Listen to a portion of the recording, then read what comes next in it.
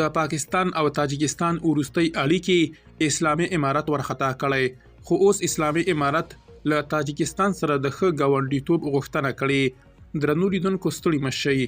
د اسلامي امارت د سرحدونو، قومونو او قبایلو چارو وزیر مولا نورالله نوري په تخار کې د آی خانم له بندر څخه لیدنه کړې او له تاجکستان سره یې پر ښو اړیکو ټینګار کړی دی. تیره اونۍ د پاکستان د استخباراتو مشر د سیمې په حالاتو کې د خبرو لپاره تاجکستان ته تللی و. د اسلامي امارت د سرحدونو، قومونو او قبایلو چارو وزارت په یوې خپرې کړې خبرپاڼه کې د مرغومې پر 14مه لیکلي چې د دوی وزیر د تاجکستان په ګډون له ټولو ګاونډیو هیوادونو سره د ښو اړیکو په هڅه کې دی. همداراز مولا نورالله نوري له تاجکستان سره د سوداګرۍ په برخه کې د ښو اړیکو درلودو یادونه هم کړې ده.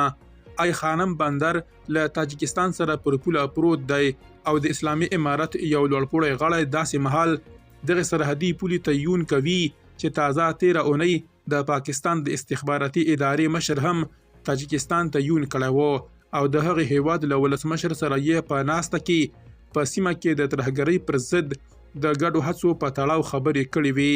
ورته مهال مقاومت ډله یادونه کوي چې په سیمه کې د انصار الله په نوم وسلواله ډله غواړي چې له اسلامي امارت څخه په الهام اخیستنې د تاجکستان اوسنۍ واکمني نسکوره کړي. د یادې ډلې د بهرنیو اړیکو مسؤل علي میسیم نظري ویلي چې انصار الله د داعش توغ کاروي، خو د اسلامي امارت په ګډون القاعدې ډلې ته هم وفادار دی. درنو لیدونکو له مالتیا مو مننه.